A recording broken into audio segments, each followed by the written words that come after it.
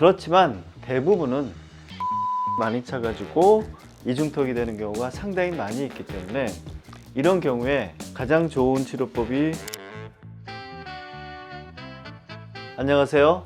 턱살 닥터 이학규입니다. 일반인들이 생각하는 게 살하고 지방, 그 다음에 근육 이런 것들을 잘 구분을 못 하시는 경우가 있는데, 우리가 이제 턱살에 주로 나타내는 구조물이 지방인 경우가 상당히 좀 많이 있죠. 우리가 생각하는 근육이라든지 진피의 문제가 아니라 지방의 문제인데, 일반적으로 일반인들이 생각할 때는 그냥 살, 구조의 문제다 이렇게 생각을 하시는 것 같습니다.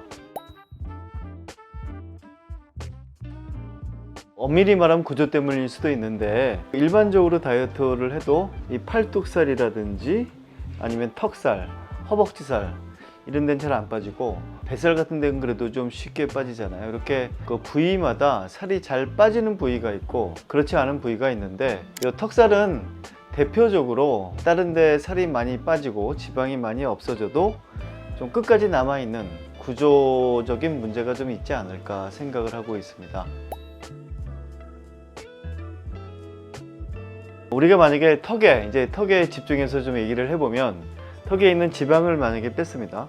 근데 살이 만약에 탄력이 많이 떨어진다면 굉장히 좀 쭈글쭈글하게 보일 수가 있죠. 닭들이 이렇게 벼슬이 있잖아요. 그런 모습으로 보일 수가 있습니다. 그래서 살을 녹이는, 지방을 녹이는 주사를 쓰기도 하고, 그 다음에 지방 흡입을 하기도 하죠. 근데 만약에 요 받치고 있는 피부가 탄력이 없다면 굉장히 늘어져 쭈글쭈글하게 보이겠죠. 이렇게 볼륨이 있다가 빠지면 흐물흐물해질 거 아닙니까? 마찬가지죠. 근데 저희가 하고 있는 요 아그네스 기계를 이용한다면 고주파를 이용하기 때문에 지방이 빠지는 동시에 피부가 수축이 될 수가 있습니다. 이 피부라는 건 이제 진피를 얘기하고, 진피 밑에 있는 구조물도 수축이 되죠. 이 고주파는 여러분들이 잘 아시는 써마지도 고주파거든요. 이 고주파를 이용해 가지고 지방도 녹이고 피부에 탄력을 주기 때문에 조금 아까 말씀하신 지방이 없어져 가지고 쭈글쭈글해지는 게 상당히 없을 수가 있죠. 오히려 우리가 여기만 이렇게 없앴는데 나중에 한 2달, 3달 뒤에 폴로업을 해보면 턱선이 살아있는 걸 우리가 볼 수가 있거든요. 그래서 이 치료가 단순히 이 지방만 없애는 게 아니라 이 턱선 라인을 살리고, 그 다음에 얼굴을 상당히 축소할 수 있는, 어떻게 보면 지방 흡입의 효과와 써마지의 효과를 같이 볼 수 있는 그런 치료라고 말씀드릴 수가 있습니다. 이 턱선이 나타나는 게 이제 지방만의 문제는 아니거든요.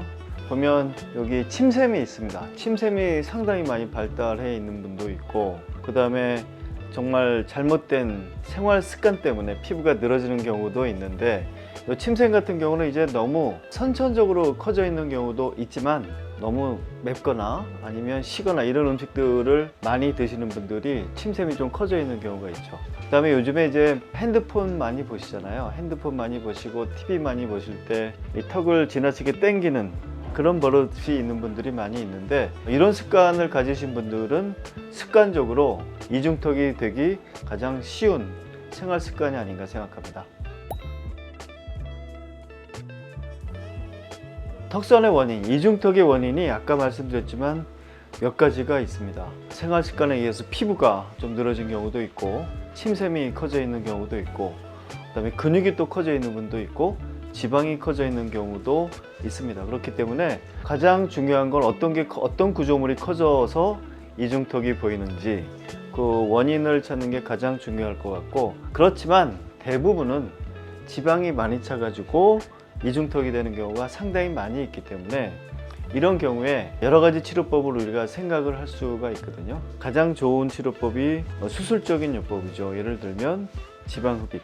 그렇지만 여기에는 좀 거부감들이 좀 많이 있으시죠. 부작용도 좀 걱정이 되고, 지방 흡입이라고 그러면 살을 뚫고 들어가기 때문에 거기에 대한 흉도 우리가 무시할 수 없을 겁니다. 배라면 모르겠는데 턱 같은 데는 흉이 보이면 이건 정말 낭패거든요. 그래서 아마 좀 많이 꺼리껴 하신 분들도 많이 있는데, 아그네스를 이용한다면 그런 부작용을 우리가 극복할 수가 있죠. 흉이 보이지 않을 거고, 일상생활을 그대로 유지할 수 있을 거고, 수술이 갖는 그런 부담감 이런 것들도 많이 없앨 수 있기 때문에 이제는 이중턱이 생겼을 때 원인을 생각하는 거 중요한데, 우리가 쉽게 부작용 없이 일상생활을 그대로 할 수 있는 치료법을 찾는 것은 상당히 중요한 초점 중에 하나라고 생각합니다. 지금까지 턱살 닥터 이학규였습니다.